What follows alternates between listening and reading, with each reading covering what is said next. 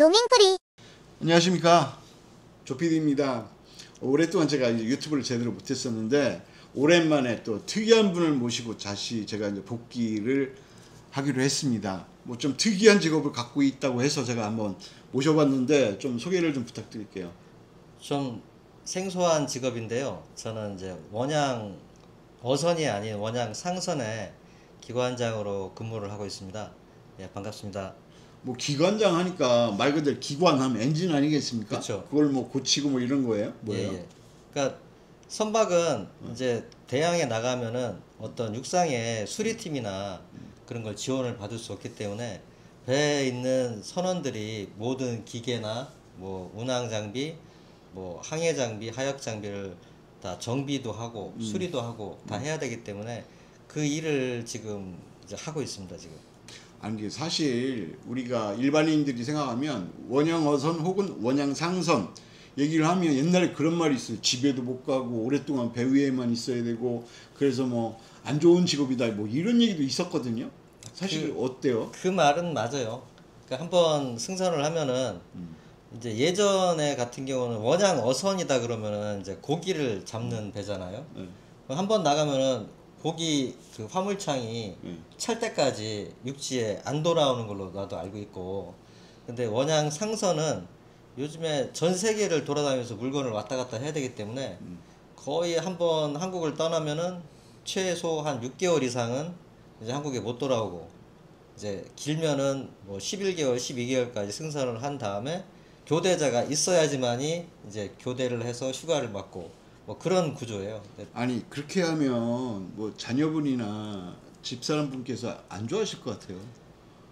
그쵸. 좋아하는 사람은 없는데 이제 육상에서 버는 급여보다 많이 버나요? 조금 많기 때문에 네. 이제 그거를 보상으로 이제 받는 거죠.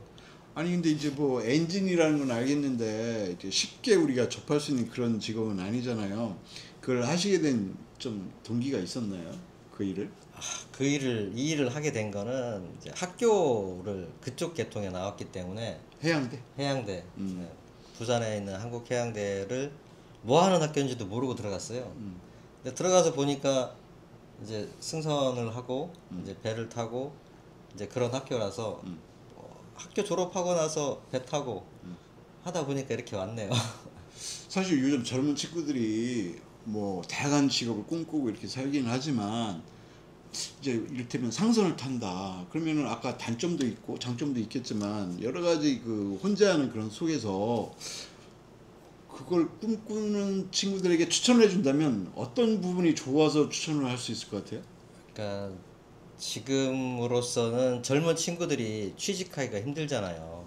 취직하기가 힘들고 육상에서 이제 대학교 졸업하고 초임생으로 초년생으로 회사에 입사를 하면은 이제 연봉도 많지도 않고, 그리고 모든 위에 사람들 눈치도 많이 봐야 되고, 그리고 10년이 지나든 20년이 지나든 어떤 오래 지속할 수가 없잖아요. 근데 바다에서 이제 승선을 하다 보면은 이제 요즘에는 돈이 좀 돼요. 그러니까 초봉이 지금 정확하게 기억은 안 나는데 한 연봉 3천에서 한 5천 사이일 겁니다, 지금.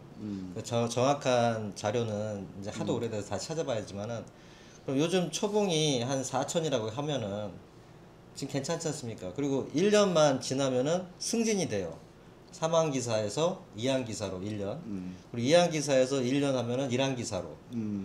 1항기사로 한 3년, 4년만 타면은 선기장으로 되기 때문에 요즘엔 되게 빠른 시간에 승진을 할 수가 있어요. 그래서 급여도 상당히 많아지겠죠.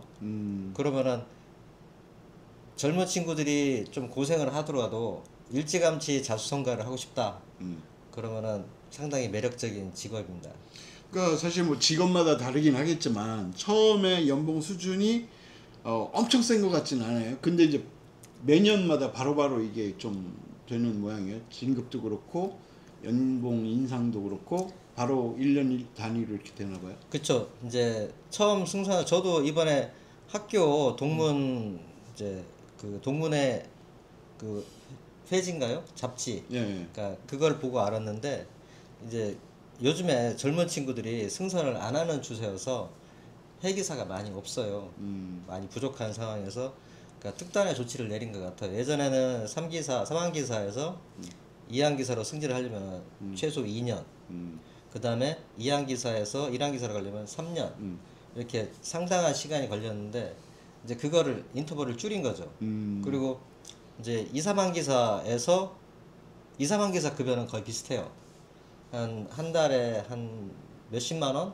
2, 3항기사 차이가 안 나고 이제 1항기사로 승진을 하면은 그때는 이제 급여가 확실히 올라가죠. 그러니까 인터넷 쳐보면은 지금 바로 나올 텐데, 그러니까 요즘에 거의 다 금액이 다 오픈돼 있어요. 그래서 1항기사로 가면은 거의 한 연봉 9천 이상. 그러니까 9천 이상. 선종마다 많이 달라요. 궁금한 게 있는데 배를 타고 나가잖아요. 큰 배다 보니까 그 안에 생활을 다 하고 할 거 아니에요, 그죠? 그쵸. 그러면 일반인들은 잘 모르는데 맨날 배에만 있는 건지 나라마다 도착했을 때 뭐 밖에도 나갈 수 있는 건지 좀 어때요? 그것도 이제 선종마다 이제 차이가 좀 있어요. 그러니까 탱커선이나 LNG선 같은 경우는 그 육상에 거의 상륙을 못 해요. 거의 하역 시설이 계류 시설로 돼서 파이프라인으로 이루어지기 때문에 거의 상륙을 못 하고, 컨테이너도 이제 할 수가 있는데 컨테이너도 그 이 몇 TU 몇만 TU에 따라서 접안하는 이제 접안해서 화물을 이제 양화하죠. 양화하는 시간에 따라서 조건에 따라서 달라요. 그래서 요즘에 예전 한 15년 뭐 20년 전에는 부두에 접안을 하면은 이제 하역 장비가 많이 좋아지지 않았기 때문에 뭐 일주일, 10일 정도 여유가 있어서 많이 상륙도 하곤 했는데 요즘에 하역 시설이 너무 좋아지다 보니까 거의 못 나가요. 그러니까 기회가 된다면은 뭐 한 3개월에 한 번?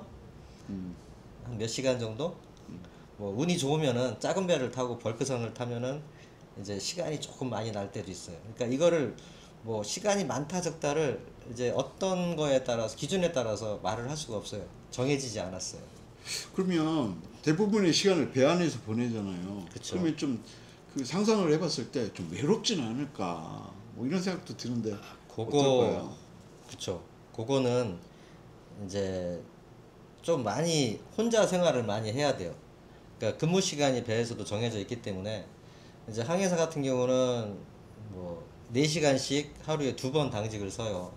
선교에서. 근데 기관사 같은 경우는 이제 UMA라고 이제 데이타임 때만 데이워크를 8시간 해요. 그리고 오후 시간에는 다 개인 시간이기 때문에 각자 뭐 어떤 사람은 뭐 비디오를 보는 사람도 있고 어떤 사람은 운동하는 사람도 있고, 근데 혼자 생활을 조금 많이 하는 편이에요. 근데 대신 제가 어떻게 듣기에 1년 내내 배만 타는 게 아니라 일정 기간 배를 타고 또 뭐 휴가를 갖는다 이런 얘기를 들은 것 같은데 그쵸, 예, 예. 어떻게 되는 거예요? 근데 배에 한번 승선을 하면은 배 갱회이죠. 이제 배를 올라가는 계단이에요. 갱회이에 발을 딛는 순간부터 이제 연중 무휴로 계산되는 거예요. 계속 일을 하는 게 되는 거예요. 토요일 날, 일요일 날도 근무 시간에 포함이 되는 거예요. 그래서 배를 타는 순간부터 예, 무조건 그 안에서 놀든 뭐를 하든지 간에 예. 일을 일을 하는 시간으로 계산이 되는 그쵸. 거군요. 예. 그래서 휴가는 한 달에 이제 각 회사마다 다른데 한 달에 이제 10일에서 15일 사이, 16일 사이 이 정도 이제 누적으로 돼요. 만약에 내가 6개월을 배를 탔다. 그러면 뭐 10일이다. 그러면 60일을 이제 휴가를 받는 거죠. 그러니까 몰아서 휴가를 쉬는 거예요. 학생으로 보거나 교사로 보면 방학 같은 그런 거네, 그죠? 그쵸. 방학이라고 생각하면 돼요. 그러면 아. 이해하기 편합니다. 그럼 이를테면 뭐 예를 들어서 내가 6개월 탔다. 그러면 열흘이라고 한 달에 열흘을 만약에 휴일을 인정받는다 그러면 60일을 두 달을 그냥 그쵸. 내리 쉬는 거잖아요. 예, 예. 또 하라는데 옛날 얘기인데 좀 루머이기도 할 것 같기도 하고 또 한때는 그런 적이 있는지 모르겠는데 왠지 배를 탄다 그러면 이제 속된 말로 그 안에서 이제 죽어도 모른다 그래가지고 마치 막 새우잡이 태워 보낸다 뭐 이런 말도 있었고 하듯이 그 안에서 뭐 범죄 행위가 왠지 일어나면 쥐도 새도 모르게 사라지고 막 이런 얘기도 있고 막 그랬었어요. 그런 건 현실인가요? 아니면 좀 상상인가요? 30년, 40년 전에 그 원양 어선에서는 네. 그런 일이 있었다고 나도 들었어요. 근데 지금은 이제 상선 같은 경우도 마찬가지고 어선도 마찬가지고 인터넷이 너무 잘 돼요. 그러니까 인공위성으로 신호를 받아서 이제 와이파이도 되고 통신도 되고 화상 채팅도 되기 때문에 뭐 그런 거는 현실에서는 있을 수 없는 일이고, 아, 그래요. 예, 그리고 이제 항해를 하다 보면은 이제 아프잖아요. 네. 아플 수도 있고 위급한 상황이 생기잖아요. 그럼 항로를 변경해서 제일 가까운 육지로 가서 응급처치를 할 수 있게 국제법으로 돼 있어요. 아, 그래요. 그거를 어기면은, 한 사람을 위해서 그 큰 배가 예, 옮겨가는 거예요? 예, 예. 아, 아까 한 뭐 작년 올해도 한 사람이 급성 맹장염으로 아, 그 남아프리카에 돌다가 그러니까 한 이틀 정도, 2일 정도 이제 항로를 변경해서 남아프리카 공화국에 들어가서 이제 급하게 수술을 받고 그러니까 하선을 시키고 안전하게 집에까지 이제 그건 국제적으로 이제 생명이 중요하고 하니까 국제적인 룰이고 만약에 그걸 어겼다 그러면 선장은 이제 심각한 이제 페널티를 먹게 되죠. 아, 처벌까지는 아니지만 어쨌든 좀 뭔가 책임을 져야 되는 그런 상황이 올 수 있다는 얘기네요, 그죠? 사망까지 가면은 심각한 처벌을 받을 수 있습니다. 그 고의적인 이제 살인이 될 수도 있으니까 음, 그러니까 그게 그래서 하여간 무조건 뭐 환자가 생겼다 그러면 우선은 이제 배 육상에 있는 119 센터에 전화를 해서 자문을 받고 배에서 조처를 할 수 없다 그러면 변침을 해서 제일 가까운 항구로 들어가야 돼요. 안 그러면은 헬기를 부르든가. 음. 그건 회사에서도 규정된 법이고 배에서도 그걸 따라야 돼요. 그럼 회사 비용이나 이런 건 그 회사에서 다 그쵸? 지불을 하는 거예요? 회사에서 지불을 해야 되고 이제 보험도 처리되고 음, 뭐 그런 부분들이 있어요. P&I 보험도 적용이 되고 하니까. 음, 근데 어쨌든 간에 이제 회사에서는 그 하루에 뭐 배마다 이제 빌리는 비용이나 운영 비용이 들어가잖아요. 뭐 3만 달러에서 뭐 10만 달러까지 왔다 갔다 선종에 따라 다르지만은 하루에 근데 그거를 감수하고라도 그렇게 해야지만이 이제 페널티를 안 먹어요. 안 먹고 그렇게 해야 되고. 음. 자, 이제 그 지금 기관장의 어떤 직업을 살짝 들어봤는데 좀 디테일하게 들어가서 그런 큰 배를 타면 그 안에 이제 여러 역할을 담당하시는 분들이 계실 거 아니에요? 그렇죠. 핵심적으로 어떤 직업을 가지신 분들이 그 안에서 일을 하게 되시는 거예요? 보통 이제 모든 배들이 거의 비슷비슷한데 이제 내가 타고 있는 이제 벌크선, 이제 상선이죠. 상선은 거의 비슷합니다. 그러니까 선장, 그러니까 항해사 쪽으로는 선장, 1항사, 2항사, 3항사, 그 다음에 이제 타수가 타요. 타수. 그리고 이제 그 실습 하는 친구들도 타고 이제 그리고 주방에는 조리장, 조리수, 그리고 이제 기관에는 기관장, 1기사, 2기사, 3기사, 그 다음에 오일러, 그 다음에 실습하는 학생이 탈 수도 있고, 실습하는 와이퍼가 탈 수도 있고. 그래서 보통 한 20명에서 한 22명 정도 이제 구성이 돼서 그 선박을 운항을 하는 거죠. 그러면 이제 우리가 자동차로 생각하면 엔진 하면 뭐 엔진오일 갈 때라든가 아니면 차량을 고칠 때 정비소 가서 잠깐 이렇게 보잖아요. 차량하고 이 선박의 엔진은 차원이 다를 것 같은데 어떤 환경에서 일을 하는지 궁금해요. 지금 보통 이제 배의 엔진 구성이 이제 주기, 그러니까 추력 장치, 그러니까 배를 이제 운항을 하려면은 이제 출력이 있어야 되잖아요. 자동차에 비교로 하면은 이제 엔진, 이제 바퀴, 구동 해서 이제 움직이잖아요. 그게 이제 메인 엔진 하나 있고, 그 다음에 발전기, 전기를 만들었어야 되잖아요. 전기를 만들어서 움직여야 되기 때문에 발전기가 3대가 있고 보일러가 있고 그러니까 중요한 덩어리 큰 것만 컴프레서가 있고 메인 에어 컴프레서가 있고 그다음에 청정기가 있고 뭐 그런 육상에서 우리가 쓸 수 있는 모든 어떤 전기라든가 아니면 구동장치라든가 다 있어야 되기 때문에 육상에 웬만큼 있는 건 자급자족할 수 있게 다 집직돼 있어요. 그러니까 조수기도 있고 물을 만들어서 바닷물을 증발시켜서 아, 그렇게 그 생수를 먹는 게 아니라 예. 조수기를 써서 바닷물을 청수로 만들어요. 아 그래요. 예. 그러니까 보통 예전에는 이제 그 조수기 물을 약간 미네랄라이저라고 해서 미네랄하고 섞어서 그거를 식수로 썼는데 요즘에는 이제 국제적으로 이제 인권 뭐 많이 뭐 좋은 물을 먹어야 된다 그래서 생수를 실어요. 그거는 이제 먹는 음료로 쓰고 나머지 조수기에서 만든 물은 염도가 없어요. 그러니까 우리가 생각하는 증류수, 네. 그러니까 순도 99.9%짜리 H2O라고 보면 돼요. 네. 그거를 갖고 샤워나 아니면 뭐 음식할 때 쌀 씻거나 뭐 조리할 때 쓰거나 뭐 그런 용도로 써요. 신기하네요. 어쨌든 규모는 자동차하고는 차원이 다르죠? 아, 지금 메인 엔진 한 대가 그 6만 톤짜리 배를 비교했을 때 배마다 엔진 사이즈가 좀 다른데 보통 한 어떻게 말해야 되나? 웬만한 가정집보다는 커요. 단독주택보다 커요. 엔진 사이즈가. 엔진 하나가. 예. 어. 그러니까 상당히 큰 거죠. 음. 그러니까 일반인들이 와서 보면은 와 이렇게 커라고 할 수도 있어요. 근데 그 컨테이너 같은 경우는 좀 엔진이 좀 더 크죠.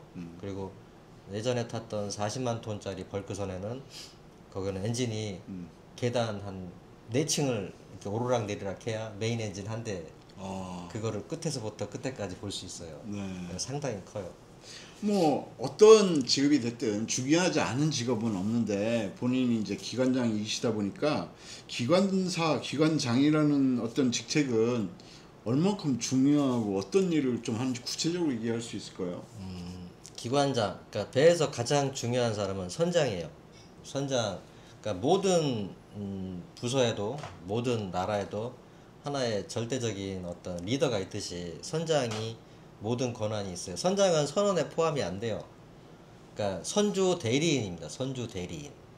그러니까 선장은 선원에 포함이 안 돼요. 아 그래요. 네, 선주 대리인이에요.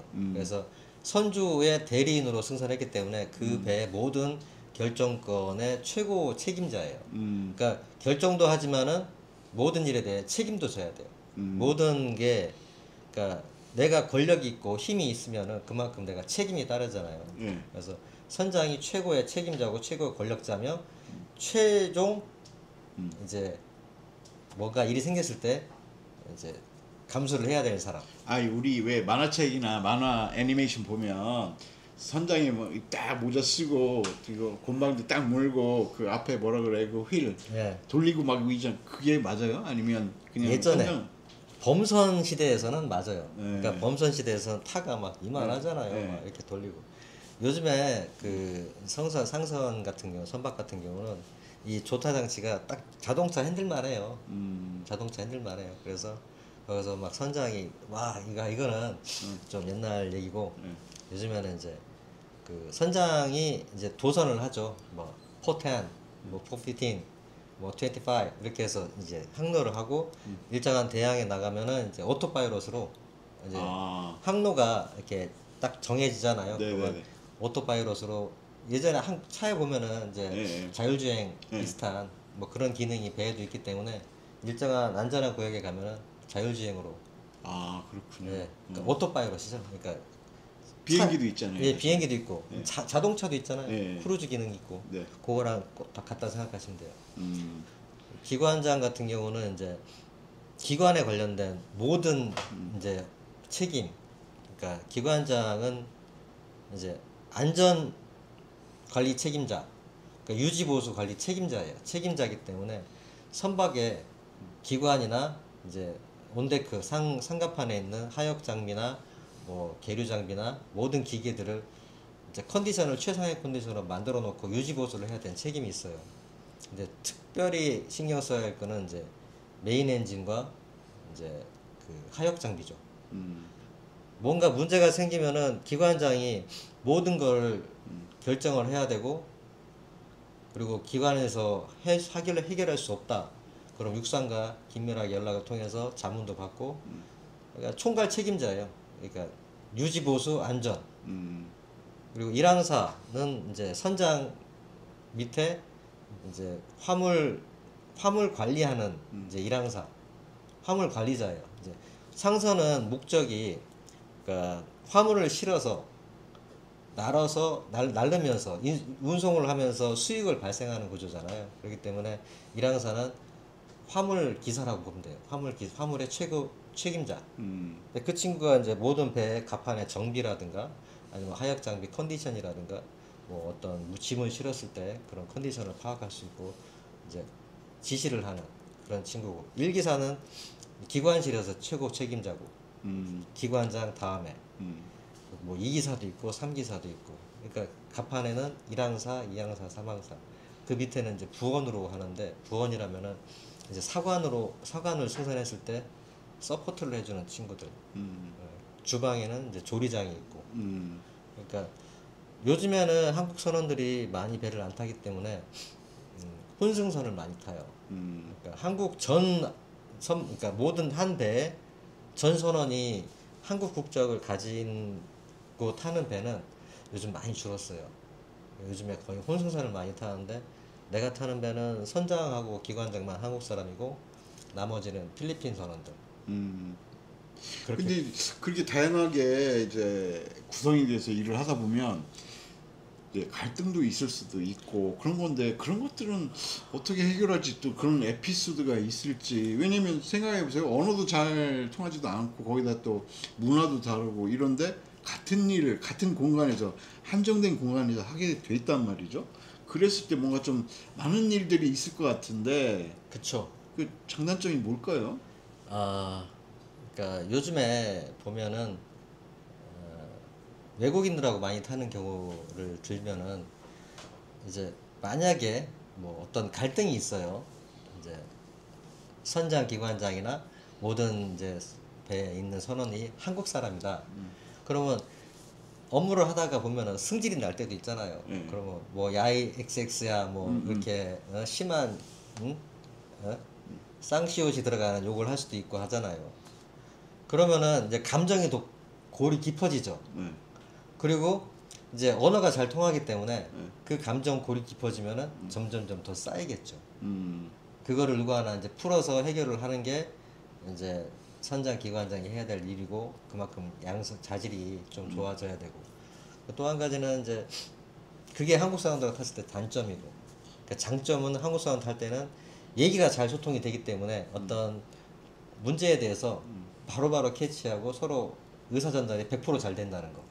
그게 장점이고. 근데 외국인들하고 탈 때는 뭐가 있냐면은, 한국인들이 선기장이 아무리 영어를 잘한다 해도 아무리 영어를 잘한다 해도 영어로 쌍욕을 하기가 쉽지가 않거든요. 그렇기 때문에 내가 아무리 화가 나도 그런 심한 말이 직접적으로 외국인 상대방 마음에 꽂혀서 비수가 돼서 심장을 파고 들어가는 말을 안 한다는 거죠. 근데 만약에 네. 내가 거기 이제 배를 탔는데 내가 진짜 싫은 거야, 사람들이. 예. 나 미칠 것 같아, 죽을 것 같아. 그럼 내가 벗어날 수가 있나요? 아니면 무조건 그 안에 뭐 6개월이면 6개월 있어야 되는 건가요? 근데 이게 상황마다 많이 달라요. 이제 그 진짜 그런 경우는 자의하선이라는 게 있어요. 근데 육상에서 다르게 내가 고속버스를 타다가 부산에서 서울까지 간다. 그럼 중간중간 차를 세울 수가 있잖아요. 네네네. 휴게소에. 네. 고속도로 한가운데 세울 수는 없지 않습니까? 네. 휴게소에 내리면 되잖아. 네. 내려서 가면 되잖아. 네. 근데 배에 타 승선해서 한번 출항을 한다. 예를 들어서 다행히 가까운 이제 동남아시아를 돌아다닌다. 그러면 들어가는 포트가 짧은 기간 안에 며칠 안에 들어갈 수 있잖아요. 그럼 거기서 자의하선 하면 돼요. 아, 그럴 수 있어요. 예, 그럼 이제 그건 누구 잘못이냐에 따라서 이제 하선 비용, 교대 비용이 발생을 해요. 내 본인 과실로 내가 뭔가 문제가 있어서 내린다. 그러면 본인이 어느 정도 부담을 해야 돼요. 교대 비용을. 예, 그게 노동법에도 적혀져 있고, 선원법에 적혀져 있어요. 회사 룰에도 적혀져 있고. 그런데 문제는 뭐냐면은 그 대항을 나갔을 때 만약에 제일 긴 항로가 브라질에서 중국 가거나 중국에서 브라질 갈 때인데 보통 한 40 며칠 걸려요. 연속적으로 그렇죠. 항해라는 기간이. 거기서 처음 시작하자마자 뭔가 불화가 생겼어. 그러면 40일 동안 무조건 가야 돼요. 그러니까 인사사고가 아닌 이상은 대항 헬기를 부를 수도 없고 그리고 항로를 변경할 수도 없어요. 인사사고가 아닌 이상. 그 개인적인 이제 개인적인 문제잖아요. 그러면 그냥 참아야 돼. 그리고 극단적인 상황이 생긴다. 그러면 선장 권한으로 격리를 시킬 수가 있어요. 격리라는 거는 이제 자기 방에 이제 가둘 수가 있어요. 아, 그럴 수 있어요. 네. 그러니까 약간 정신적인 문제가 생겼다. 그러면 그 좁은 공간에서 그 정신적인 문제가 있는 사람이 다른 사람을 해칠 수도 있잖아. 그러니까 격리를 시킬 수도 있어요. 네. 그러니까 그런 권한이 막강한 권한이 선장한테 있으면서 그만큼 책임감도 따르는 거죠. 자, 오늘 1차로 우리 그 홍 기관장님을 모시고 많은 얘기를 들어봤는데 사실 제가 궁금한 게 더 많이 있어요. 그거는 2부에서 제가 따로 여쭤보도록 하겠습니다. 시청해 주셔서 감사합니다. 감사합니다.